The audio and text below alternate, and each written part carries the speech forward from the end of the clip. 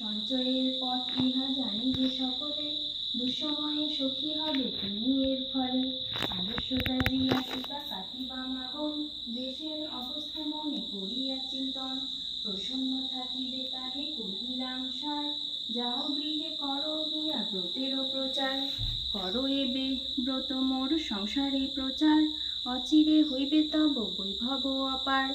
পুত্রবধূগণ বসে থাকিবে তোমার, পূর্বমত শান্তিময় হইবে সংসার। বলিতে বলিতে দেবী নিজ মূর্তি ধরি, দর্শন দিলা তারে লক্ষ্মী কৃপা করি। দেখিয়া হইলা বৃদ্ধা আনন্দে বিভোর, প্রণাম করিছে বৃদ্ধা জুড়ি দুই কর। প্রসন্ন হইয়া দেবী দিল তারে কোল, অন্তর্ধান হইলেন বলে হরি বল।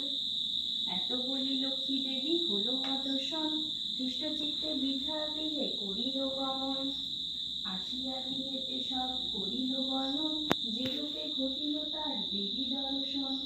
ব্রতের বিধান বৃদ্ধা বলিল সবারে, দেবীর সব কথা যা বলিছে তাহারে। বধূগণ সবে মিলি করে লক্ষ্মী ব্রত, হিংসাদের স্বার্থভাব হলো তিরোহিত। মিলিল একত্রে পুনঃ ভাই 7 জন, মিলে সহদরা সম যত বধূগণ।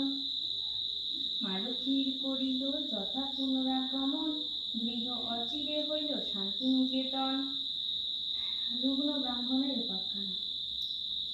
দৈবযোগে একদিন বৃদ্ধার আলয়ে, উপনীত এক নারী ব্রতের সময়ে। ব্রত কথা শুনি তার ভক্তি উপজিল, মনে মনে লক্ষ্মী ব্রত মানস করিল। অতি তার চিররুগ্ন অক্ষম অর্জনে, ভিক্ষা করি যাহা পায় খায় 2 জনে। তাই নারী ভাবে মনে করিছে কামনা, নীরব পতিরে করে চরণে বাসনা। গৃহে গিয়ে ত্রয়োলয়ে করো লক্ষ্মী ব্রত, ভক্তিমতে সাথী নারী ভিজিয়ে বিধিমত।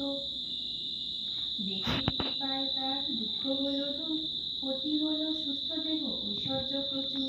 কালক্রমে শুভ দিনে জন্মিল তন্ময়, হইল সংসার তার সুখেরও আলয়। দয়াবতী নারায়ণী হইলা সদয়, তনয় জন্মিল তার উজ্জ্বল আলয়। এই রূপে লক্ষ্মী ব্রত করে ঘরে ঘরে, ক্রমে প্রচারিত হল অবন্তী নগরে। সদাগরের উপাখ্যান। অবশেষে শুনো এক অপূর্ব ব্যাপার, ব্রতেরও মাহাত্ম্য হল যেভাবে প্রচার।